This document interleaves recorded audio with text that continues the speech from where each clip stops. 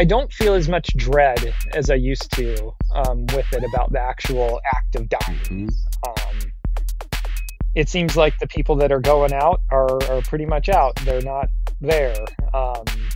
So I think that's kind of like one of the first initial things that I learned from this after my first CPR, code that I was a part of. It was just insane to watch. But that person's not really there anymore.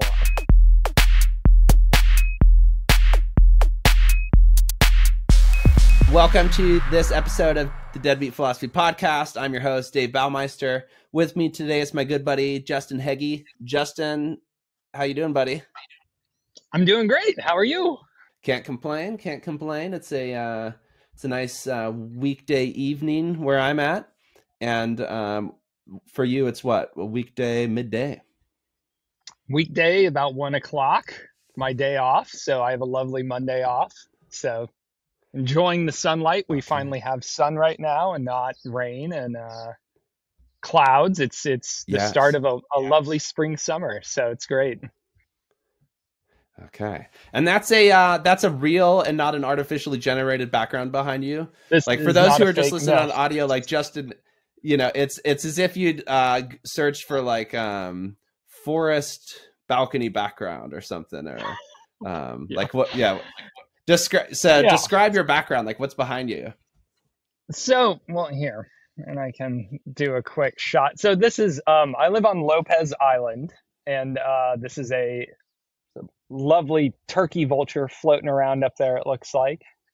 So I live in a small island chain in the Pacific Northwest called San Juan Islands, and specifically Lopez Island, and we're looking out at Jasper Bay right now. So this is my home, and this gorgeous overlook. Mount Baker's somewhere back there, and it's an awesome spot. I love getting up every morning and just looking out here. There's always something fun going on. Okay. What's like one of the weirder things you've encountered off at the from your view there in Jasper Bay? Dead sea lion was one of the weirder ones. Okay. I think it was right when COVID started up, a dead sea lion floated in, and those are like basically 1,000-pound seals, basically. So just much, much larger, and it washed up. And for about a month straight, there were eagles just flying around and fighting nonstop over its corpse. Over the carrion or whatever. Okay. Yes. And another weird thing that introduced me to this island was my neighbor went down and cut the corpse's head off. When I told him as a trophy or something, or like a collect. Yes. Yeah. Okay. When I told him his eyes lit up that there was a dead sea lion down there, and he was like, "Oh, is the head still on it?" And he ended up going down, removing the head, and it's now the skull is in his home. It's like some sort of so decoration. He like took. Okay, that reminds me of RFK Jr., the current Health and Human Services Secretary in the U.S., right? Who he like once decapitated a whale on the way home with his family from like a fishing trip, and tied it to the roof of their vehicle and took it home. So it's like, but that was in Maine or something. So that is very interesting story. Is the body still down there, like the remains? I mean, I guess that's kind of, we the circle found of life. A couple of the ribs and stuff were there because it like washed up on rocks, and then nothing else got pulled out. But the crabs and the eagles cleaned it pretty good. But we found like this shoulder blade was like this big, just an enormous animal. So that was like definitely one of the weirder things we've found in the water, seen in the water. Okay, very good. And let me ask you this: what brought you to that island? Because you were not born on that island. Right, like no. What's your origin story? Like, what did you wash up like Tom Hanks in Castaway, and then this is like 15 years later? Yeah, exactly, same story. No, my wife and I lived in Denver for. I grew up in Littleton, Colorado, and lived there for in the state of Colorado for about 35 years total, kind of jumping around here and there, and was winding down my career in education. And my wife and I both Mm-hmm. felt like we kind of needed a drastic change. We kind of saw where our lives were going for the rest of our lives. We would have been very comfortable in Denver and just like content, but we kind of wanted something different. And we had been out here on a trip and fell under some weird spell. Um, Mm-hmm. Much what happens to a lot of people on Lopez, where I live, or any of these islands. They come out here, they visit, and then they say, what if I, how could I live here? And we started looking for houses and managed to land this one somehow. I'm not exactly sure what happened, but we ended up being able to purchase this house and Okay. kind of You were begin the an right people at the existence. right time, huh? In the right place at the Yeah, right time, I suppose. Yes. absolutely. So it's like this weird cabin that some guy built in the 70s, and it has its quirks and its major issues, and it's very Is he different living buried? here Is he than buried in the cellar? he could be. I'm not No. sure where he ended up. I haven't found too many like random stashes of anything buried in the yard, but yeah, he could be out in the woods somewhere. Very, very likely, in fact. Okay. Um, no, it sounds it does sound idyllic, but it also sounds. I mean, it's like what is it like? And we'll get to in a minute, like your day job and your day-to-day life there on the island, and Hmm. dig into that. But it's like just before that, like what is it psychologically? What is it like living on an island like Lopez? Like how many people live on the island? As far as I understand, it is pretty sparse, right? Like you have a lot of space between yourself and your neighbors. You don't have to see a lot of people. I love the novel Robinson Crusoe by Daniel Defoe, the 18th century like adventure story about this like shipwrecked sailor on an island who then becomes self-sufficient, and just the idea of that. It's problematic as well. It's this like rugged individual or whatnot, but at the same time there's something very appealing about that like island life. So that was in the South Pacific, I think, that where that story took place. But nonetheless, an island's an island. What is describe like the psychology or the lived state of being on the island? Um, I mean, the self-reliance is definitely more of a thing here. And that's a huge piece of it is you just need to be content with kind of being alone a lot of the time. I'm lucky enough to have my wife here with me, who's kind of like we've been together in total now for about 19 years is when we started dating 19 years ago. We've been married for about 15, and she's kind of what I almost feel like is just an extension of myself at this point. We've lived together for so long that it's just kind of like, I don't know. But I'm fortunate enough to have her That's very with me. sweet. So we have one another to like for our, support for anything else like that. But you definitely do not see nearly as many people. The island has about 3,000 people total. That fluctuates in the summertime. I'd say about half of the houses here are empty for the winter, and then in the summertime they fill up. So the island Mm-hmm. population doubles starting at about like June until September. Okay. So you'll have another 3,000 people just kind of show up. It's a lot more crowded. A lot more things are moving off the shelves of the grocery store. The ferry lines are a lot longer. Um, Mm-hmm. but yeah, it's a very strange thing, and especially in my neighborhood, all of my neighbors are vacation homes, so I don't have regular neighbors that I see. So I'm living on what feels like 100 acres of abandoned housing. Uh, there's just empty houses Okay. surrounding me everywhere. But also a lot of forest, right? Oh, And would you say so? I mean, not having those houses there, it must be extremely quiet. Like you could probably in the winter have like a giant, huge, loud concert. Like you could have like a new festival or something on your property, right? And there's nobody. I mean, it would be horrible for the non-human animals living there and the sea lions and so on. But it's. I mean, that's cool. That's you have like a sense of sonic security.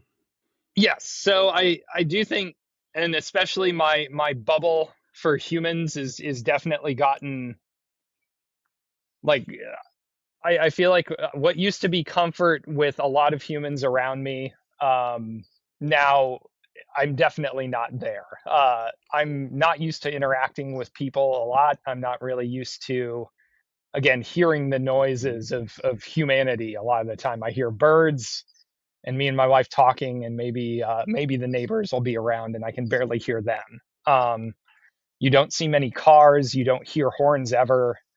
So in terms of like my living situation, it is very quiet, pretty calm. And when I go anywhere that doesn't have that, it's like almost overwhelming. I can't sleep. And anytime I go to another place, maybe if Okay. there's cars, like I was in Seattle just the other weekend, and it was just could not sleep the whole night because it's just even a cars driving by, people moving around, people yelling, and I can't do it. So Okay. Even with it's like it earplugs, I bet, or like pillows like on the sides of your head. yeah, It's even just like with this like a ambient droning thing, right? Yeah.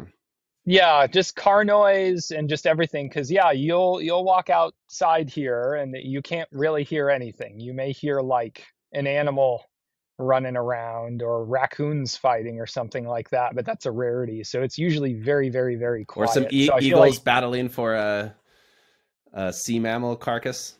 yep, some random animal fights or something like that. But yeah, you'll rarely hear that. And yeah, once a year, my neighbors have a weird rave in the forest. Speaking of big party, so they'll have some Oh. giant weird rave with a bunch of flashing lights in the middle of the forest. So once a year, I'll be exposed to some rave music. Okay, and you can hear that at your place. Absolutely. You could hear somebody across the water talking, which is really weird. When it's that quiet, sound really Oh travels yeah. differently. Yeah. And True, true. Yeah. you hear a lot, and anytime people are active, I feel like you'll hear them. So it's a very unique thing. And again, your sense of that, like isolation, but also every human on the island you also know very well at this point. I know pretty much everybody that lives here or could Mm-hmm. recognize, like if I saw them on the Mm-hmm. mainland. We go to Costco like once a month because everything's so expensive here. I could spot a Mm-hmm. Lopez person. Like I pretty much I feel like I know almost every face on this island at this point. Mm-hmm. So it's very strange that, but I can pick them out anywhere. I feel like now at this point in terms of Yeah. like, not only do I never see people, but I do see like the same people almost all the time. Yeah. I mean, what a career transition.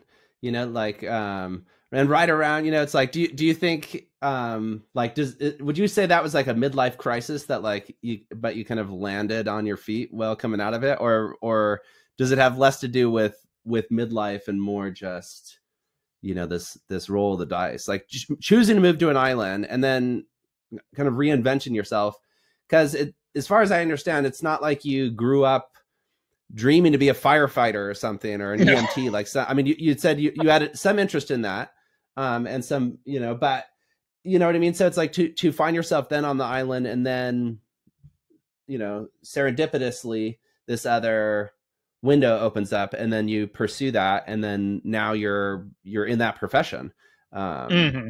so like, yeah, does it feel like fate is at hand there, or is it pure chance? Like, how do you kind of understand those sort of big twists in life? I've never really been able to continuously. So I have pretty significant ADHD that's impacted a lot of my life in terms of like I easily get bored, I feel like, in different things. In jobs especially. I had kind of a 5 to 7 year period of where I was like happy with a job, and then I started getting very bored. So I worked in a pizza shop for like about 7 years at a concert venue in Denver, and then I got my teaching license, and then taught, and then was going to go into IT after that, and then ended up moving here. I didn't really know what I was doing, and that was kind of a very weird experience of kind of losing that like sense of identity through my job. That's been a really weird thing as I've kind of moved. I moved out of teaching because I really defined myself a lot in that I was a teacher. And then it was like, okay, I wasn't a teacher. Now what am I? And then worked a bunch Mm-hmm. of weird jobs here. I would manage the dump here, Lopez Solid Waste. I was the manager for Yes. a year. And then I ended on this job in fire and EMS. And I do feel like this is a different sort of career and kind of whatever you'd like to call it, but I really do think it's a very good fit for me, in that you Mm-hmm. go from long periods of not a lot to absolute chaos very quickly. Um, and it's Mm-hmm. something I always kind of like crazy places. I always like working in insane places where there's a lot going on. And with EMS, you're Mm-hmm. kind of just sitting at the station. I'm cleaning the floors. I am fixing an Excel spreadsheet for the chief. And then there's a call and you go kind of get thrown. It's like a Disneyland ride. You kind of get thrown into this like crazy vignette of weirdness. You do something about it and then it ends. And then you're kind of like, okay, back to my Excel spreadsheet, or back to cleaning the floors, or oh, I got to eat lunch. So it's a it's a very Mm-hmm. weird job. And I'm not sure, there's plenty of downsides to it, but I think for Justin, this is a good fit for me. I really like it. It's very rewarding, and it's just, yeah, it's different. There's never the same thing going on. You're not repeating the same thing over and over again. Yes. Yeah. No, that sounds incredible, and it does seem like a fitting profession for you as a person. And Mhm. let's see here. Are you still there, Justin? Ah, Yeah, I can I'll hear give it you. a You cut second out. to. Yeah. Okay. Here, I'll take a sip of this. Hmm. Um, I love that. Okay. Um, so okay. Uh, okay. So as an EMT firefighter, maybe give us a couple illustrations of this contrast. I'm very interested in this contrast, and this contrast between activity and passivity, or as you said there, you'll be doing maintenance work that's very low key and predictable, and then something happens that's almost by definition unpredictable, and then everybody springs into action. And I guess your job is to try to be as prepared as possible for any scenario that might emerge.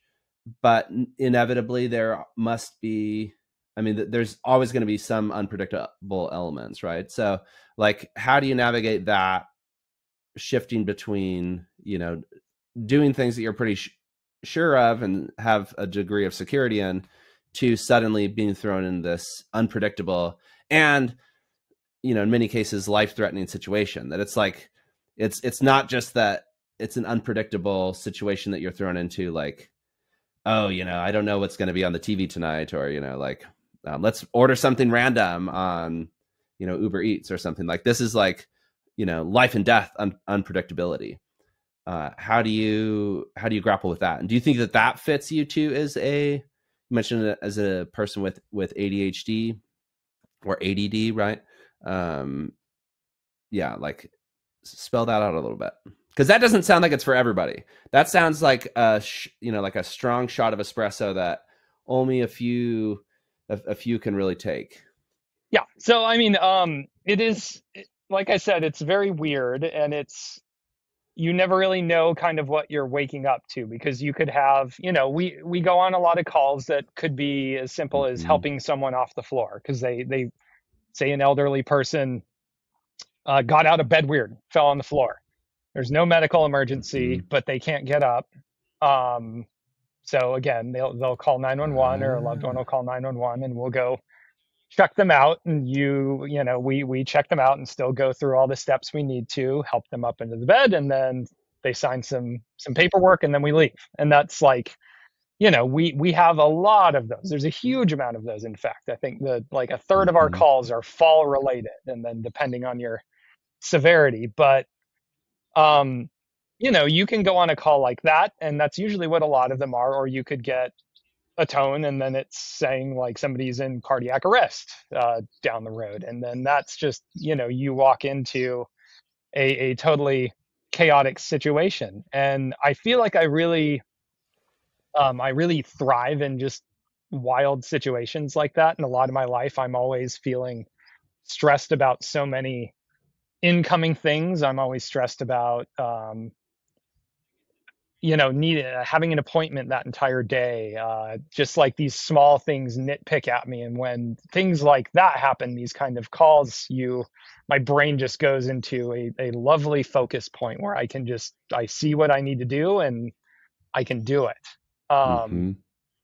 So it's like, it's definitely like I said, a strange thing. And the dynamics get a little weird because sometimes if,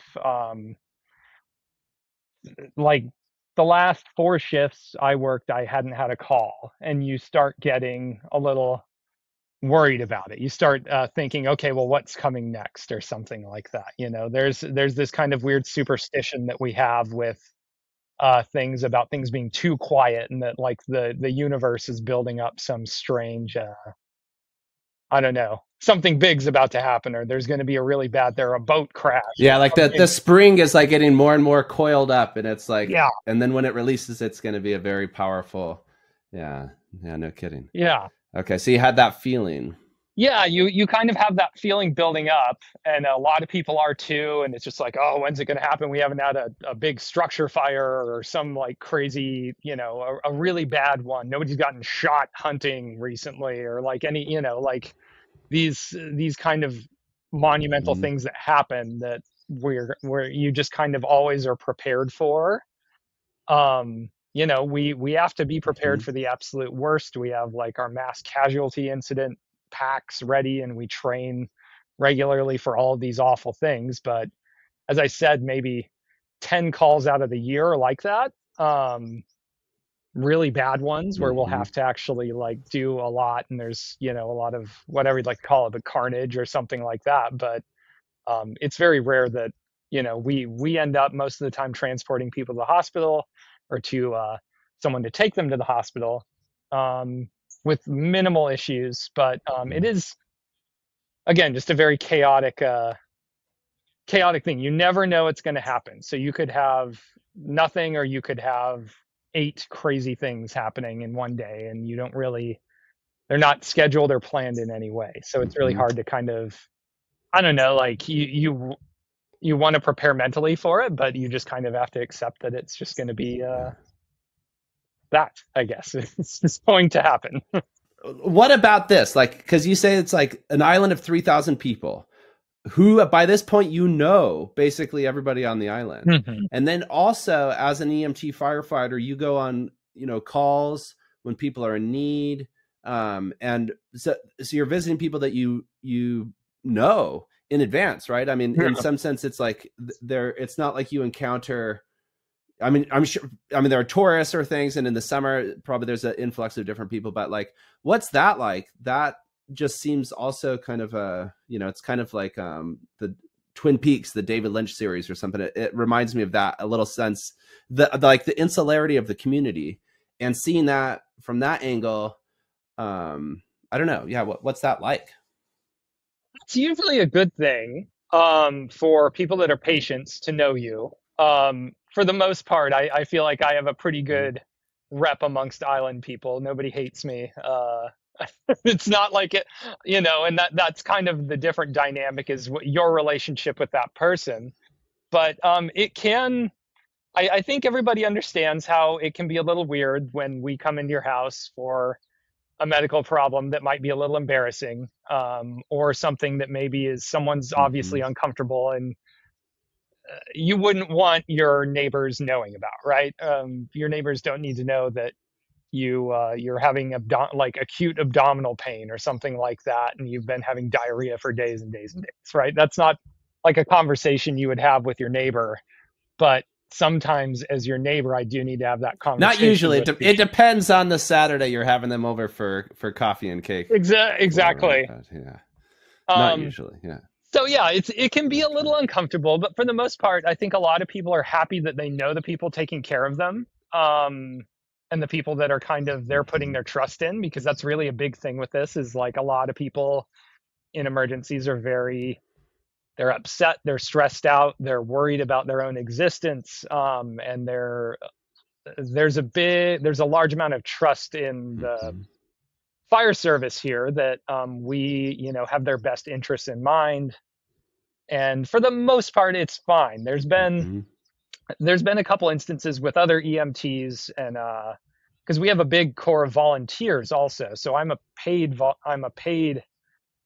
EMT firefighter, but then we have a lot of people that just do this for free. They show up to calls from their home. They have a pager at home and they just respond in their own vehicles and then Mhm. come and assist. They're licensed EMTs. They train the Mhm. same trainings I do, but they do it for free, which is quite impressive. But there's been instances where some people it's their ex or it's their like people that you've had very strong relationships Mhm. with that might not be good anymore, where they need to like not be involved. They immediately are like, oh no, I probably shouldn't go in because I know it would make things a little more uncomfortable if I showed up. It could upset that person or it could make things go a little wild. Yes. So yeah, like a conflict of interest. But I suppose maybe like that can't always be avoided in a certain sense with limited resources and things. You're just kind of yeah. That's interesting that the sort of web.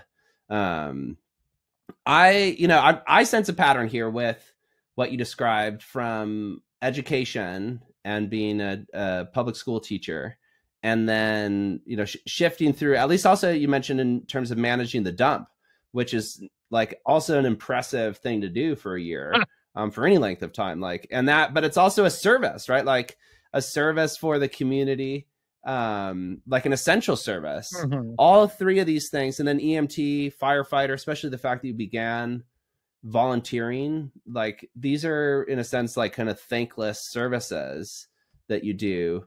And now, it's like, you hopefully you're comfortable and can support yourself and your family.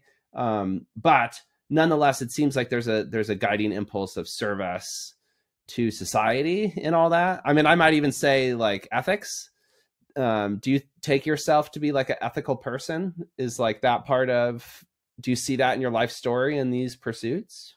Or I does try to that sound be. like a little too overblown? I try to be as ethical as I can. Mm-hmm. I've always wanted to help people. Like since I was a Mm-hmm. little kid, it's been kind of a big thing for me, and like really making sure that I'm looking out for my fellow human. I would always do that for Mm-hmm. most any fellow human at this point in my life. I still feel like it's always been a strong thing for me to just look out for people. And as a kid, I had a really rough time going through school. So I thought, like teaching sounds fun. Maybe I could help out other little Justins out there. I don't necessarily think it's for selfish reasons that I need to, you know, I'm not gonna save anybody, but maybe I could be someone with this lived experience. I could effectively help some other young ones struggling through school, or like it's definitely Mm-hmm. been something that I've always tried to do. I for career wise is that it can be maybe human facing would be the idea with it. Is I hate interacting with humans a lot, but I really do like short bursts of Mm-hmm. doing things with humans. I don't know necessarily how to explain that, but I Yes. definitely am not the Sure. most outgoing or social person, but I really do like jobs where I can help people. It's a very weird. I don't know. I'm trying to think of a way to expand on that any Yeah. better, but You, you're like a philanthropic introvert. perhaps. Like you love humans, and yet you don't want to necessarily be in society with those humans. I like that. So would you say, do you think that is just like, you mentioned this stemming even from childhood, like, is this just how you are? Is this in other words, just part of your nature, kind of, you were born this way? Or do you see this as, were you raised a certain way, or did certain things happen that or maybe you convinced yourself at a certain point that it's reasonable to be ethical, and they're, or is it just the case that this is, and a connected question to that might be with other people, because it's, how you described, I mean, you put it in very like, down to earth and humble terms, like, but it's not everybody is that way. That's how you describe it is actually pretty extraordinary. So like, are there some that are more ethical than others by nature? And if there are, then, because if everybody's just as ethical as they're born, then some are born good and some are born bad, but there's not much we can do about that. So it's almost like we assume, or it's implied, that there is some freedom that you mix into the mix, and you're a good person, not just because you're a good person, but because you've kind of actively chosen to be a good person. But I don't know what you think about that. Yeah. I mean, there's a lot of ways to go about that. I think back to like, me growing up, or my childhood, and what my parents, how I was raised in that. And I do feel like there's always been a strong, um, there's been a strong thing in my family to look out for other people. My parents were farmers. They always looked out for neighbors, looked out for family, irrelevant of anything. You always look out for people. And I actually was thinking about this the other night. My remember, I think it was like 6 years old, and my dad, some kid got hit in the chest by a baseball, and his heart stopped when we were at the park at our house, or by our house, when I was growing up. And he did CPR on that kid and ended up saving his life. And I think about like those things where I think maybe a lot of people would have stood by, or gone to call for help or something. But I feel like my dad in particular was always someone that's like, no, you get in there and you help. Like, that's always kind of been his big a big thing for him. I feel like he would always help people. So I do feel like that like really formed a lot of that in my brain, with like, you need to do something, like act, or do something.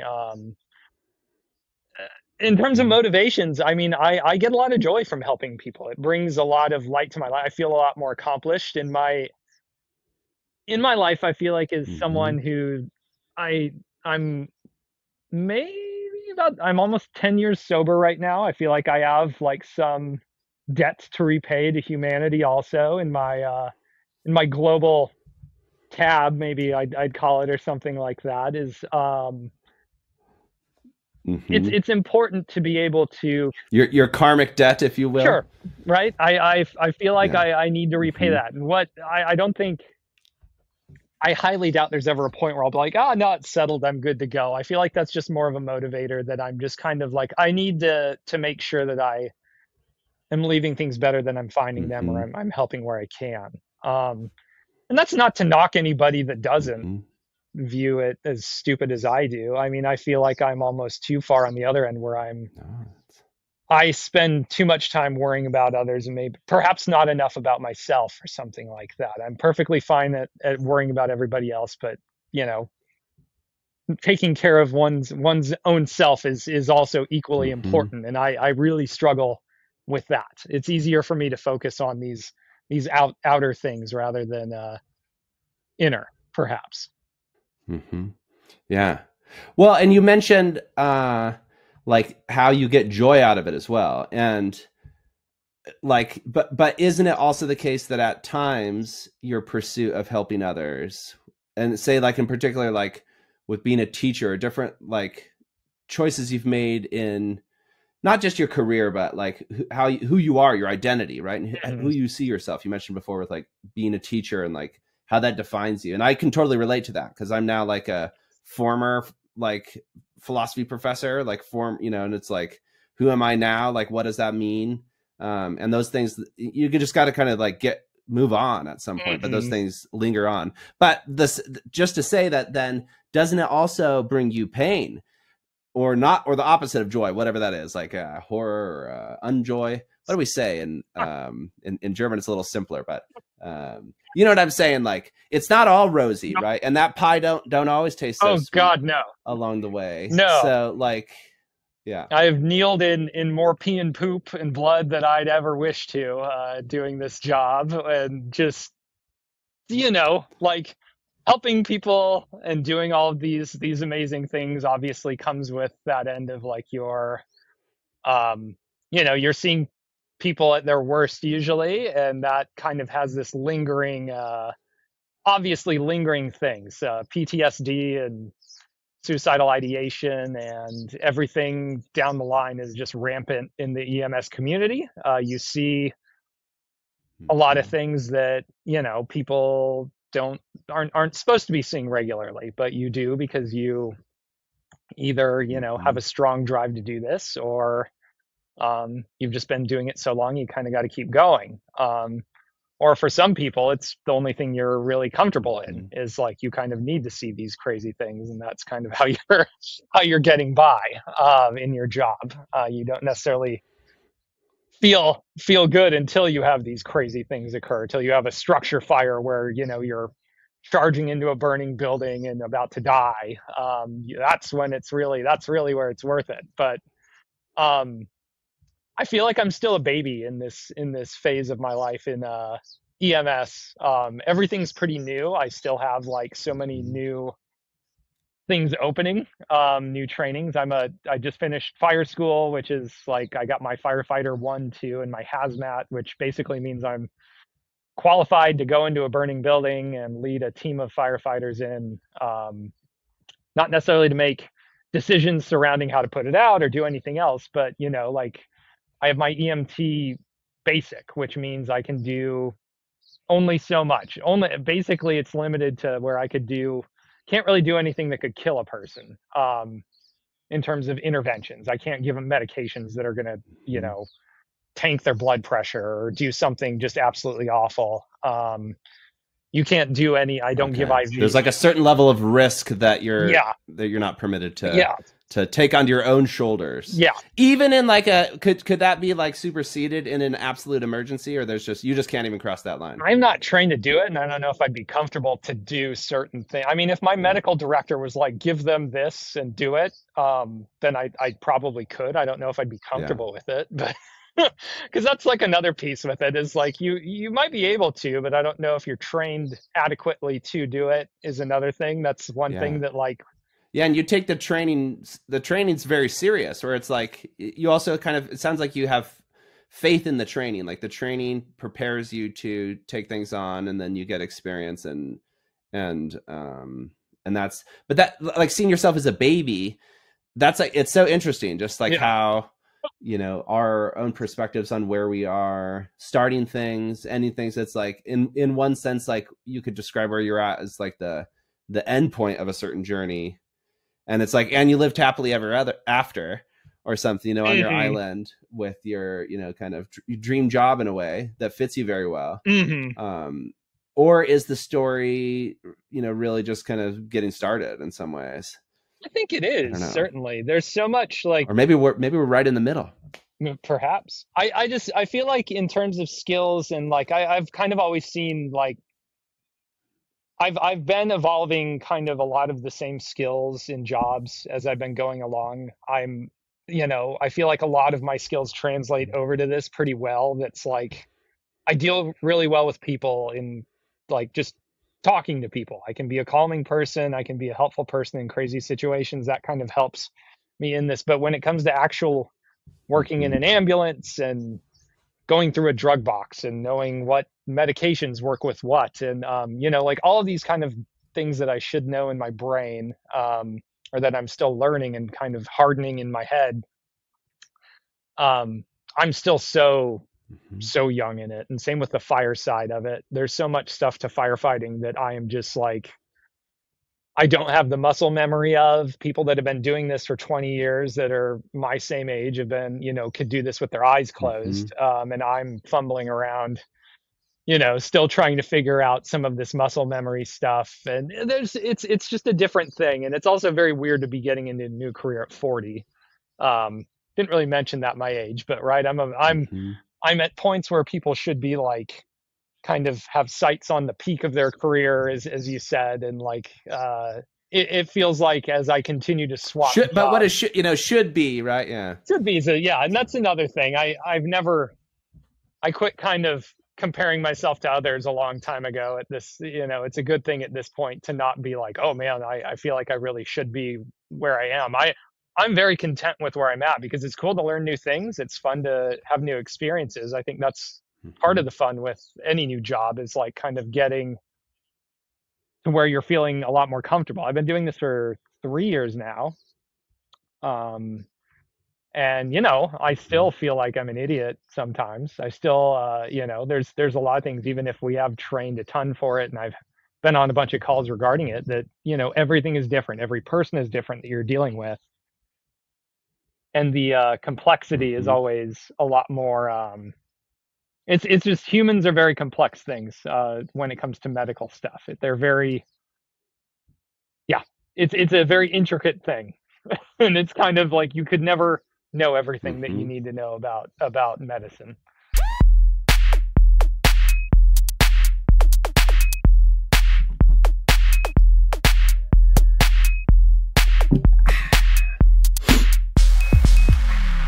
Here we go. Okay. So, synchronized drink. Yes, exactly. Let's do like you want to do like a cheers through the mic or the camera?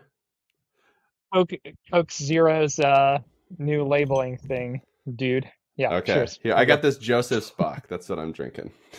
Ching. Oh, it says dude cheers. On it. Okay, dude. Does it taste like dude? Yeah. I don't know what the other ones say, like bro and like. Okay. Homeboy was another one. So yeah, it's just I don't know what they're doing with these things, but yeah, it's funny how those are. I mean, those like kind of youth slang for like a friend or something. It's living here in Germany. There's some weird ones that I hear from my kid. So I have like an 8-year-old son, and so already at that age, there's certain things like dicka, which is like means like fatty. They call each other like fatty, like hey dicka, like let's meet up. Hey dicka, was machst du? Okay, I want to ask you now about how much is American, real quick. Yeah, no, please. One thing, how much has American internet influenced like German youth internet? Do you feel like it's super pervasive? Like, do you think that they're like are what you're seeing like a lot of like terms from like America? Because I don't know what's cool these days or what kids are watching, but I'm curious how the internet has kind of impacted international, like even language, like you said.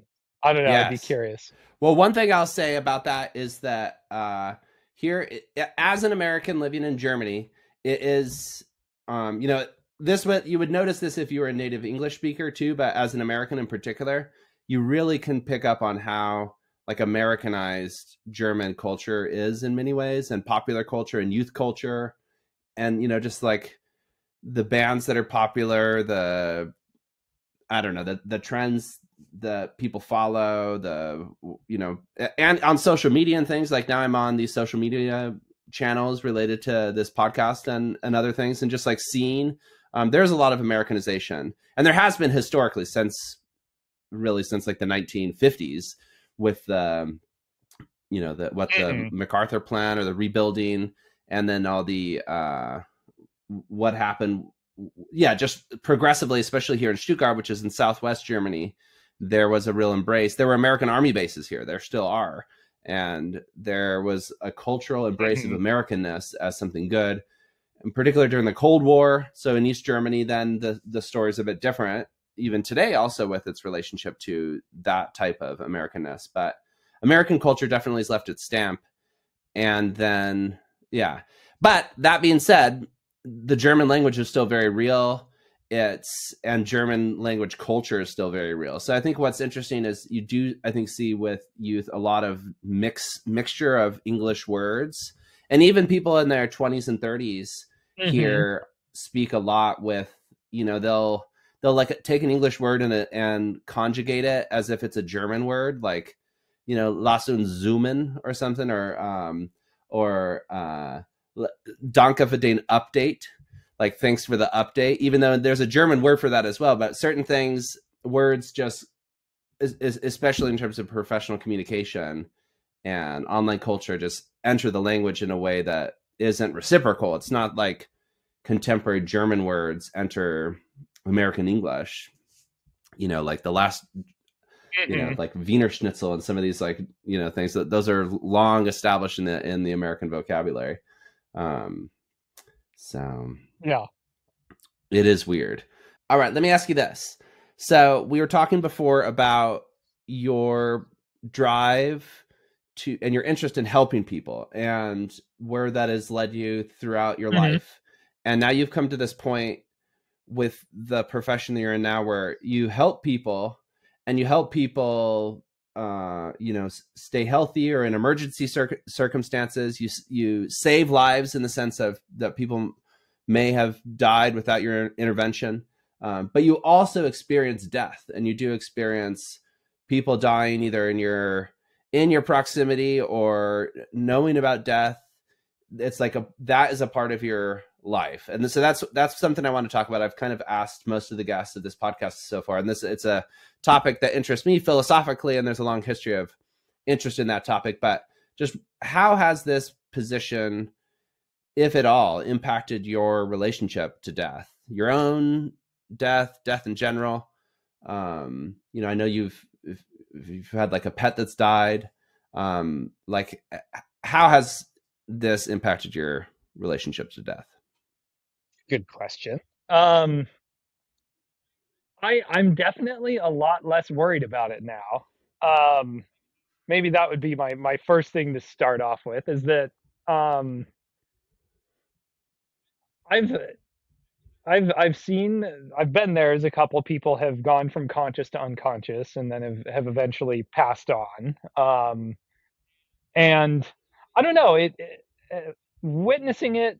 And again, this would maybe be different if it's a loved one or something like that. I'm talking about people I've seen at the grocery store or whatever. Nobody I'm super close to in these medical things, but a lot of the time, while it is kind of chaotic, it seems like people go from states of distress into far more peaceful places when they pass. Again, not to say that that isn't a stressful thing, but having watched the whole process of it, I feel like for myself, I'm not really as worried as I used to be about it. I used to really be worried about dying, and I don't know what it was about Mm-hmm. it. But yeah, I think having witnessed this and talking to people who are kind of also on their way out, I remember having a casual conversation with a older woman in the back of an ambulance where she was just saying how she's like, "Oh, I'm ready to go. I just don't want to be here anymore." And I think she ended up passing away a couple weeks after off island. And it just seems like Mm-hmm. some people, especially when you're getting into those older ages, you kind of know when you're ready to go, and um, Mm-hmm. they almost embrace it. But yeah, I Mm-hmm. don't feel as much dread as I used to with it about the actual act of dying. Mm-hmm. Um, it seems like the people that are going out are pretty much out. They're not there. So I think that's kind of like one of the first initial things that I learned from this after my first CPR, code that I was a part of. It was just insane to watch. But that person's not really there anymore. I feel like is kind of the thing, and Mm-hmm. I don't know. I'm not really sure how to explain like my relationship to it, but it just feels a lot less. I'm a lot less concerned about it. When it happens, it's going to happen. Um, as far as like what is happening and everything else like that, I don't know. I'm not too sure. There's a very weird sense of kind of what's going on when you're trying to resuscitate someone that's kind of in between this space of like alive and not alive. Mm-hmm. And kind of there's been a lot of times in the middle of it where I'll just be thinking like I wonder what is going on right now in that brain, and in what are they experiencing in this? Are they in blackness? Are they looking at me too and are conscious in some sort of realm or something? I don't know. Mm-hmm. It's a very weird experience, and I feel like it's something I can't, you know, give me another 10 years and maybe I could give you a little more depth to it, but it's just been a very unique peek into, I feel like, the cycle of humans in distress going from alive to not is Hmm. definitely given me a much greater appreciation of just health, I guess, would be one thing. But then also just, yeah, it's not nearly as scary of a thing um, Hmm. as I would have imagined. Yeah, that's really interesting. That's Does that make sense? yeah. No, Yeah. it very much does, and I'll connect it because in I recently did like a one of these YouTube videos on Socrates and Socrates' death and the Platonic dialogue, the Phaedo, where Socrates' death is described, Hmm. and Socrates actually makes very similar arguments to what you were saying, or complementary arguments.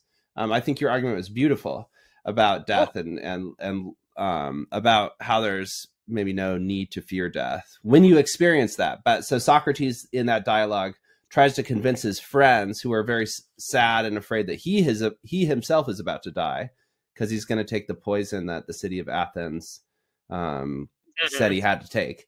But he says, you know, it's like you're not really there. If when you pass over, it seems peaceful, there's nothing to worry about. Like the bluntness of death in a certain sense, you know, I mean, my firsthand experience of death is more limited than yours, but nonetheless, that, you know, it's there's something about that fact that maybe makes it easier to stomach. But then I'll ask you this, because we talked about career and all that, like how does that fit into your sense of who you are as a person? You mentioned when at some point you did think a lot about death, or death kept you up at night. And was that maybe your own death, like the sense like, will I die before I can do this or that, or just what does death feel like? In a certain sense, like what, you know, in your own life journey, like let's say, you know, you tomorrow, those eagles picked up a piece of that carcass and dropped it on your head, and you know, you died as a result of that. Like, you know, you know, are you also kind of, has it made you zen not only about not fearing the event of death, but in terms of your own sense of the completeness or incompleteness of your life? Um, I think at this point in life, obviously I'm not seeking it out or anything like that, but I'd be bummed if I just got a. I mean, that would be a great way to go out, though, is death by sea lion carcass. That would be, I'd be in the memory books on Lopez forever. It's the guy that got killed by that. But no, I feel like, you know, I feel pretty content with whatever happens from here on out. Um, I feel like I've lived so far a great life and an awesome life, and I don't necessarily know what's happening once again I pass from that state. Um, so yeah, I'm not too sure. But again, I think I used to just be a very anxious person. I still am, but I feel like a lot more controlled. I'm not sure when that swapped over. Maybe moving out here has been helpful, just to be a bit more in the quiet and not so much chaos around me. But Mhm. losing that anxiety about the end of the world, or you know, just suddenly dying and missing out on something. I feel like I've become, as I've grown older, and I do feel like this is more an age thing than maybe just a me thing. But I do feel like, just as you know, the older you get and the more you see that, the more people are kind of going to be accepting that they are mortal, you know, that this is coming. And with every day, you're kind of continuing down this road. You would think. I think some people kind of panic and choose to ignore it, or they live in a sort of state of denial. Oh, Um, but absolutely. That's but maybe, yeah, I think I agree that in general, you would people tend to become more, at least more adapted to the I idea. see a lot of very invincible 55-year-old men that could not ever be having heart attacks or something like that. You know, that's a very common thing that no one could even imagine, that they could have a heart Hmm. attack when they've been, you know, drinking every day and eating the worst food possible and smoking for the last 40 years. And then, oh my God, something awful is happening. But I do feel like, yeah, it's as you see people around you pass away from old age or just from random things or whatever, I do feel like you just kind of have to become more accustomed to the fact that you are going, because that's something you see a lot of people get so really hurt by, not only the loss of people, but then also I feel like there is kind of this piece where you put yourself in that place. Like you're like, what would happen if that's me? You start to make these big considerations about like, will I be do I feel like I've lived my life? Do I feel like I've missed out on things? I do feel like a lot of people do that when they lose people, is they kind of put themselves in that space and kind of like, even if it is just internally, that is kind of a big piece of distress. I do feel like with some people is kind of viewing themselves through that. Like, what will people be upset when I pass away? Well, what will my funeral look like? What will blah blah blah. But no, it's just I just think it's a normal thing that everybody and as humans we just do. Because those are your like two things: as you're born and you're going to die. Those are your two big guarantees, but a lot of people are in, like you said, denial. But I think we kind of are moving towards it as we're getting older, and this understanding, and you kind of have to start to cope with it. I don't think a lot of people may get a bad cancer diagnosis, and that catches them off guard. But I do feel like we're always kind of like aiming towards that end of just like we are mortal. Okay. So I want to segue to our final set of questions where I'm going to ask you about your recommendations for a book, an album, or a film. Mix and match. But first I want to ask you about your relationship to fantasy, because I know you've also really enjoyed fantasy as an individual, like the genre of fantasy, and maybe your recommendations could have something to do with that. Maybe not, but like, just like more briefly perhaps, but like where do you stand with regards to fantasy? Why do you like fantasy? And does that, your affinity for fantasy as a genre, in any way connect to, the things we were talking about before, your sense of ethics, your stalwart relationship to death? I don't know. I don't know. I'm not sure when it happened, but I remember reading a couple, like, I read The Hobbit and read Lord of the Rings in Europe. When I was traveling through Europe, I was reading that, and just kind of started continuing down the road of just like reading every sci-fi and fantasy like series that I can get my hands on that I seem to like. And I just really like how it can just put you in these places that, like, I feel like that's what's so cool about books or a lot of media. I don't really know about movies. I haven't gone to see a movie, and I've been to a movie theater in about 5 years. We don't have one here, so I don't really I get to watch some on TV, but I feel like me and movies are definitely not what they used. Cinema.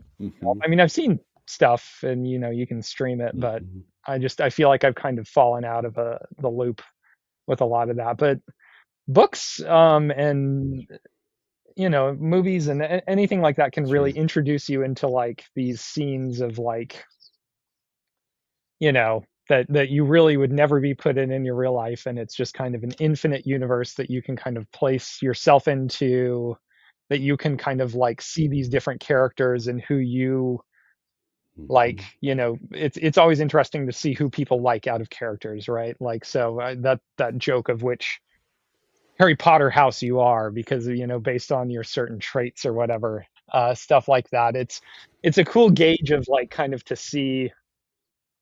I don't know. It's just fun. I feel like it's good fun to dive into a story that's something out of this world, that's not, sometimes it can be super serious, but again, it's a book with low stakes, and I don't know, it's just always been something to kind of calm my silly brain. I feel like is a fun thing, just to have something going on and kind of hear a cool story. But then why fantasy and not science fiction? Because what could one not argue that certain science fiction also departs you to this other realm? Like what What about fantasy? Oh yeah, totally. And science fiction I really enjoy too. Okay. That's I just was reading The Expanse. Been reading through that too, which has been an awesome series also. But yeah, I Hmm. mean just any of those are just really fun. Particularly I feel like what really grabbed me was the Wheel of Time series, which is Hmm. probably one of the most like absurdly long, kind of absurd fantasy series. I don't know about absurd, but it's just kind of ridiculous how long and silly it is. But Hmm. it's 14 books. Hmm. Um, and I've probably read through it about 6 or 7 times now at this point. It's probably one of my Oh, hands damn. down favorite series of just like, I don't know, it's just really good. And it's you like the characters and it's got intricate like world with so much stuff going on. And I don't know, I really don't know what grabs me about fantasy, especially and not murder mysteries or something like that. But I've always just been drawn towards that. Other than it's just kind of like these new things that like I don't know. It's really fun to kind of get to know these separate new worlds. Hmm. Yeah, I like that. Maybe we'll. I haven't read the Wheel of Time myself yet, even though that makes me want to do so. Maybe we can like have like a Wheel of Time deep dive sometime in the future, like the philosophy in Wheel of Time. I mean, if I haven't read Oh it my through as God. much as you have, like you probably you understand that world better than the author. So, um, Oh, absolutely not. So the guy that wrote it, he took 2 years and working like full time to plan out the entire series. 2 years of just planning, not even writing. He studied like God knows how many different cultures and all this. I mean, like it's one of mhm, the most absurdly intricate books, I feel like, and so many different basis of like other cultures, religions, and stuff. It would be interesting, I feel like, for someone through a philosophy lens to take a look at it and just kind of look at the different. There's so much to it. I mean, it's really hard to even like describe in that other than there's just like I said, there's a lot of absurd things I always laugh about it, but very good series though. nice. Um, do you want to? Well, let's roll into your recommendations. Like that could count as one, or that could be Okay. like your. Let's say that one didn't count. You can lay out your three, unless that was going to be one of your That three. one didn't count. No. No, not really. So in my short stint in waste management, I took part in I was in a filmed in a documentary about the waste stream. So some people were shooting a documentary on what happens to the garbage that we throw away and where it goes to. And being like a part of that like initial part of it at the Lopez dump. Um, they came and like kind of toured our facility because we're kind of a weird thing. We have to ship everything that gets thrown away off the island via ferry Mhm. to another place. So there's it's a lot more expensive and it's a lot more intricate, much like any movement of things on the island. But yeah, they actually interviewed me for a part of it, and they were giving me the whole kind of lowdown of where they were going and where they were touring. And they're going to be releasing it this summer. It's called The Waste Stream. And I Cool. think anybody that throws anything away ever should definitely take a look at it, especially in the United States with how I'll get on my soapbox for a second, but how much shit we throw away is absurd here. How much stuff is Mhm. wasted is obscene, and um, having to actually look at stuff, I think, is and actually see that really changes you when you are able to, like I said, working at a dump, seeing how much stuff is thrown away and seeing how difficult it is. It doesn't just go away when you throw it in a garbage can. It has to go somewhere, and like Mhm. because it's so convenient for us to just do that. We dispose of it and then we never have to deal with it again. Mhm. It's an important thing for people to consider Yeah. and to be able to see. So I would definitely, even though I haven't seen it, I'd encourage anybody to dive into that world a little bit. Yeah. Well, and you're It's in it. very, I mean, very, that's very, great. That's cool. We'll definitely link to that. You know what I yeah, mean? I don't know if you'll be there at the premiere. absolutely. So. No, I don't think I will. I don't know if I'm invited, but it was really cool. And just talking Hmm. about that, they had some good, and it's interesting just to see how people around. It's mainly Washington State focused, Hmm. but they go down to like the mega landfill that exists, where basically all garbage in Washington goes to. That's just this like sea of garbage that where explosions happen all the time from the built up methane from decomposing things, and like they have their own power plant to harness that methane because there's so much decomposition. And it's an Yeah, entirely like it's a cool thing to kind of learn about. Maybe you won't feel so 100%. good after it, and maybe yeah, I'm not too sure how good it'll make you feel about the state of the world, but Yeah. No, cool though. yeah. Again, it's like a fact that we should adapt ourselves to and be realistic about and not be in denial about. So, Okay, so what else? Books, I was just reading. Just started in the realm of sci-fi. I just started reading The Expanse. Um, and forgive me because I mhm. don't even know the author offhand right now. But it is the Expanse series, and I just started to finish the first book of that, which is actually pretty interesting. I think it was on Sci-Fi. They developed a series that's pretty true to the books. It seems like so far. I started watching that also. It's been pretty fun. I don't know. Mhm. I've been enjoying that a lot. So that was something that most recently. But do you still prefer the book to the film Well, or to the yeah, I series? do. I'll always take with exception of maybe Hmm. a couple things. I can't really think of many where the the adaptation ever matches kind of the ability of what a book can do. I'm not sure how you feel about that, but I always feel like Hmm. the book can always do a million more things. It doesn't matter how many visual effects you want to add in or anything Yeah, like it's that. It can't compete with that, I don't think. And I can't think of any music recently. I've just been listening to the same music for the last like 5 years, I'm pretty sure. So nothing new on my radar as of late. well, what's something like what do you listen to most? Like what's your go-to? I don't know, Um, like other than I mean, we've heard a lot of birdsong in the background yes, um a lot of of this video. That's been beautiful. But other yeah. I listen to a lot of like kind of absurdist like metal music. So I've been listening Hmm. to a band. I guess what I've been listening to today was a band called Trap Them that has since broken up. And their album Darker Handcraft, which is an amazing album, a very good album. If you're into that sort of music, I don't think it's a beginner level metal music thing to kind of approach to, but that's what I've been listening to today, I guess. Okay. Great. No, that seems very fitting to your character. Yes. Okay. Good. Right. So very good. All right. Well, thanks so much, Justin. This has been a really interesting and just a lot of fun chat.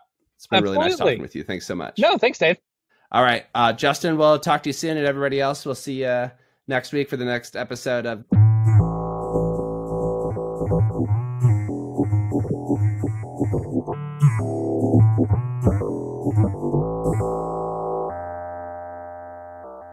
We hope you enjoyed this conversation with Justin Hagge.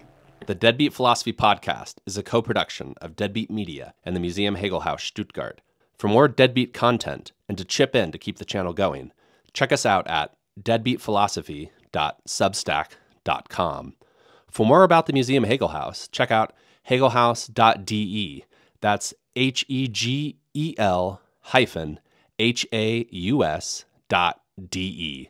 Adios and auf Wiedersehen.